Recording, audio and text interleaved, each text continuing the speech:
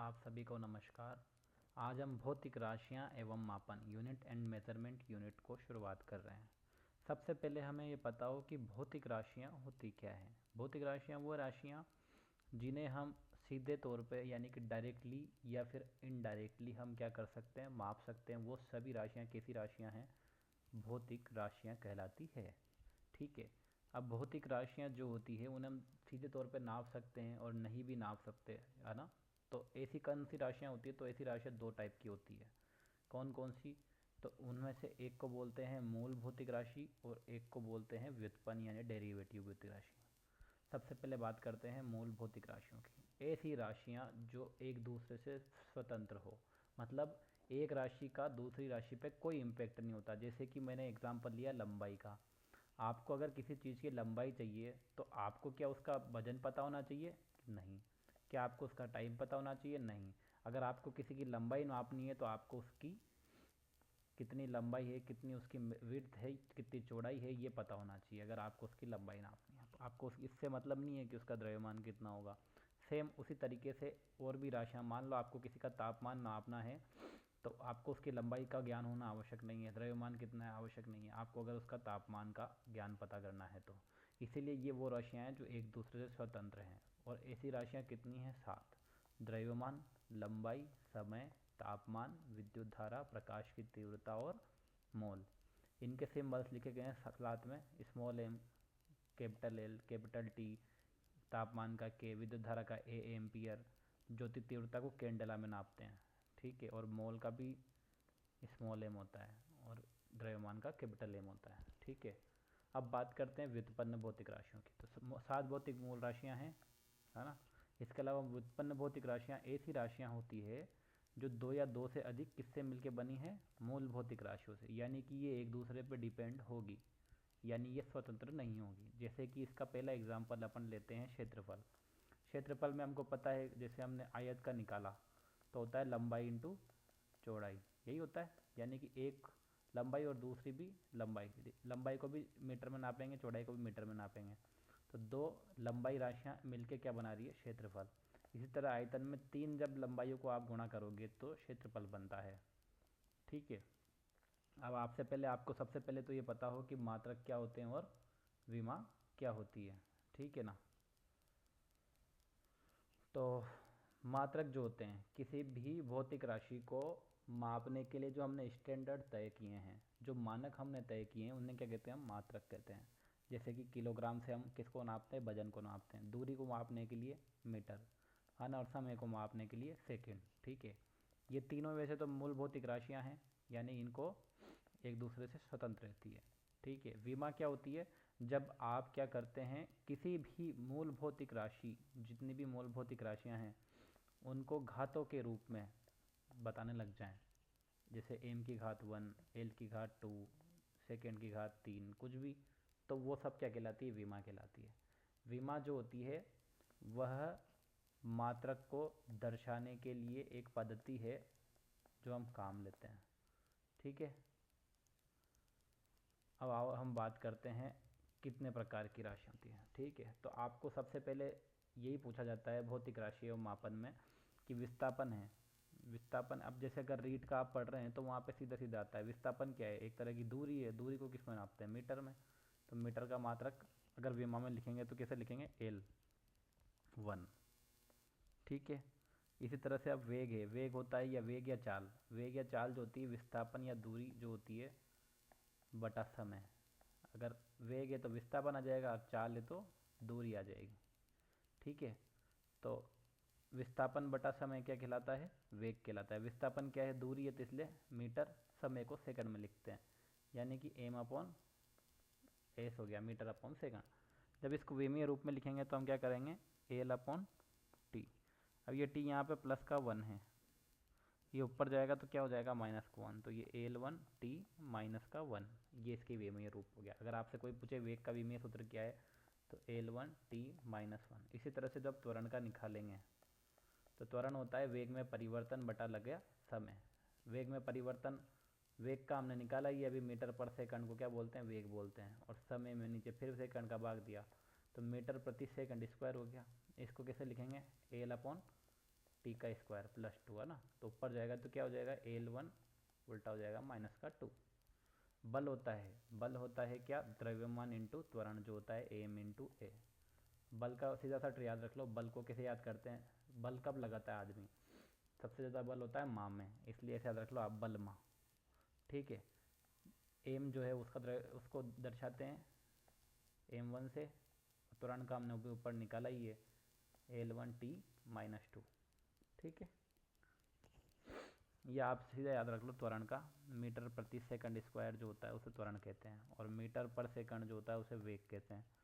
ठीक है, कार्य की बात करें, कार्य जो होता है वो बल गुणा विस्थापन होता है, तो बल का हमने निकाला ही है अभी m1 L1 t माइनस 2।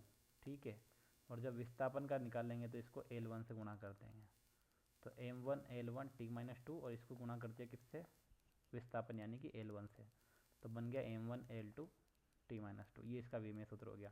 कार्य का जो होता है वही ऊर्जा का भी होता है। जैसे मैंने कहा गतिज ऊर्जा का फॉर्मूला क्या है, हाफ mv स्क्वायर, तो हाफ mv स्क्वायर है, जब आप इसका निकालोगे तो हाफ का तो कुछ होगा नहीं, द्रव्यमान है m, तो m1 विमेय सूत्र में v का क्या होता है मीटर पर सेकंड, तो ये मीटर का L1 और सेकंड का T1। ठीक है, तो 2 बार इसलिए L2 t माइनस 2 कर दिया। ठीक है, तो जब आप इसको काट के देखेंगे तो आपको मिलेगा यहाँ पर m1 L2 t माइनस 2। अब आप एक काम करें, आप ध्यान से देखेंगे तो आप पाएंगे कि m1 L2 t माइनस 2 और m1 L2 t माइनस 2 ये दोनों सेम ही है, यानी कि कार्य का और ऊर्जा का। अब ऊर्जा कोई सी बोले, गतिज ऊर्जा बोले, विद्युत ऊर्जा बोले, ऊष्मा ऊर्जा बोले, ठीक है, स्थितिज ऊर्जा बोले, है ना, कोई सी भी ऊर्जा बोले, उन सब का क्या होगा, विमेय सूत्र सेम होगा। ठीक है, कार्य का भी सेम होगा। दाब क्या होता है, बल बटे क्षेत्रफल, तो बल बटे क्षेत्रफल, तो बल का याद कराया ये आपको m1 L1 t माइनस 2 और क्षेत्रफल का L2, तो जब इसको करेंगे तो m1 L1 t माइनस 2 आ जाएगा। शक्ति क्या होती है, शक्ति क्या होती है, अब इससे पहले हम आगे बढ़े, मैं आपको कुछ बताना चाहता हूँ कि आपसे जब भी कोई भी किसी भी चीज़ का विमेय सूत्र पूछे, आप सीधा सीधा याद करो, बल का आप सीधा रट लो, m1 L1 t माइनस 2 बल का सूत्र होता है।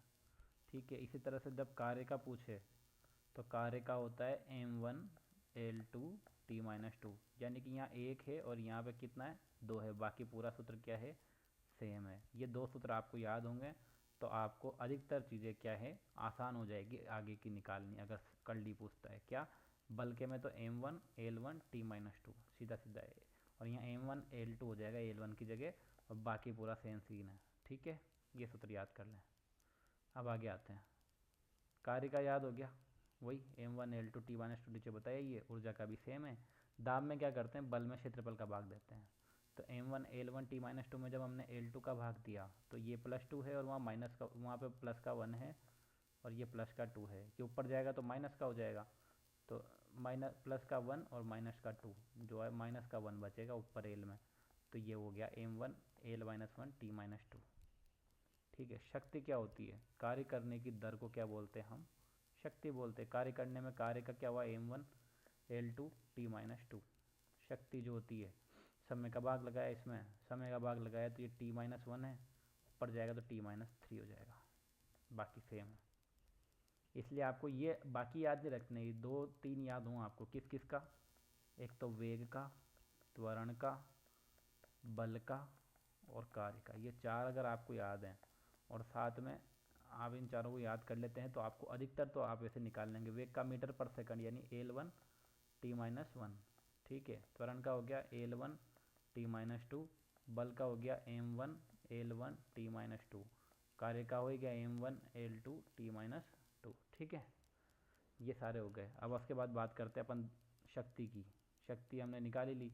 अब आवेश की, आवेश क्या होता है, Q बराबर होता है IT, है ना, ये I बराबर होता है Q अपॉन T, कैसे ही लिख लो, बात एक ही है। हमें किसका चाहिए अभी, आवेश का, इसलिए हमने ये वाला सूत्र काम लिया है। ठीक है, Q बराबर IT, I यानी विद्युत धारा, विद्युत धारा को एम्पियर में नापते हैं, और T जो है समय, समय को कैपिटल में नापते हैं, यानी A1 और T1 हो गया। अब विभव या विभवांतर सबसे इम्पोर्टेंट, रीट और सेकंड ग्रेड की दृष्टि से बहुत इंपॉर्टेंट है विभव एवं विभवांतर। विभव एवं विभवांतर का सूत्र आपको याद हो, कार्य बटा आवेश होता है। क्या होता है, कार्य बटा आवेश। तो आप कार्य का हमने याद करा ये m1 l2 t माइनस 2, और जब आवेश का हम निकालेंगे तो हमको मिल रहा है a1 और t1। ठीक है, इसको रखो आप, तो यहाँ हो जाएगा m1 l2 में कोई चेंज नहीं आएगा, t प्लस का 1 है ऊपर गया तो माइनस का 1, तो t माइनस का 3, और a प्लस का 1 है तो नीचे ऊपर जाएगा तो माइनस का 1, ये हो गया। ठीक है, अब आपको इसके बाद जो है ना सबसे इम्पोर्टेंट चीज़ें जो याद रखनी है वो है कि कोण क्या होता है। कोण होता है, अगर आपको याद हो तो, चाप बटा त्रिज्या, यही होता है। चाप का क्या है, तो चाप भी दूरी है और त्रिज्या क्या है, वो भी दूरी है। यानी अगर इसको आप लिखेंगे तो ये मीटर बटे मीटर हो गया, यानी कि मीटर से मीटर कट गया। या अगर आप इसको L1 बटे L1 लिखोगे तो ये L1, ये वाला L1 जब ऊपर जाएगा तो यहाँ पे L तो प्लस का 1 हो गया और एक हो जाएगा L माइनस का 1, यानी कि इसकी विमा क्या जाएगी, 0। तो कोण की अगर कोई भी विमा पूछे तो क्या होती है, विमा ही नहीं होती। यानी कोण कैसी राशि है, विमाहीन राशि है, पर इसका मात्रक तो है। कोण का मात्रक हम कई बार पढ़ते हैं बचपन में, रेडियन पढ़ते हैं ना, 360 डिग्री रेडियन। तो आपको मात्रक ऐसी राशि जिसका कोई मात्रक है परंतु कोई विमा नहीं, वो क्या है, कोण है। इसी तरीके से विकृति भी एक विमाहीन राशि ही है। क्यों, विकृति होता है प्रारंभिक स्थिति अपॉन अंतिम स्थिति। यानी कोई राशि है, कोई चीज़ है जिसको मैंने, मान लो एक कोई लोहा है, पहले इतना सा था, मैंने इसको पकड़ के इतना चौड़ा कर दिया, तो पहले इसकी प्रारंभिक स्थिति इतनी थी और अंतिम स्थिति भी मान लो इतनी होगी। पहले 10 थी और खींचने पे 20 मीटर हो गई। ठीक है, तो ये भी दूरी है और ये भी दूरी है, तो इसको भी मैं मीटर में लिखूँगा और इसको भी मीटर में लिखूँगा, तो जब वापस करेंगे तो इसका भी कोई विमा नहीं आएगी।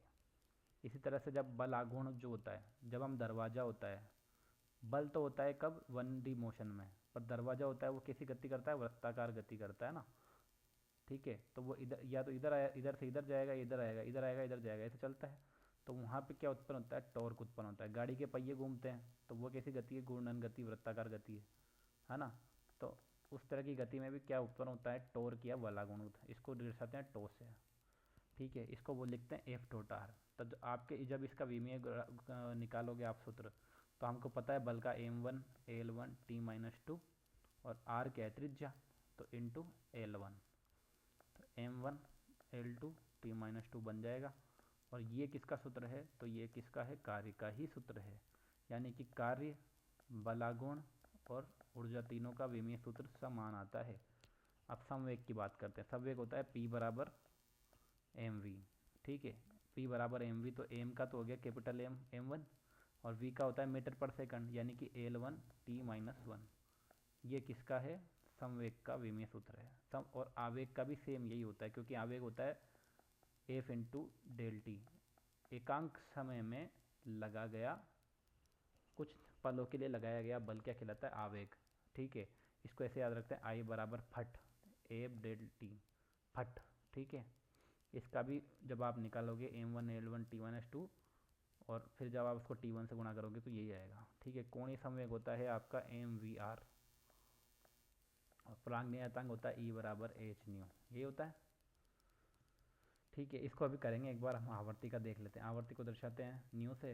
न्यू आवर्ती होती है कि निश्चित से समय में तय की कंपनों की संख्या क्या कहलाती है, निश्चित समय में तय किए गए कंपनों की संख्या आवर्ती कहलाती है। आवर्ती होती है 1/, आवर्तकाल यही होती है।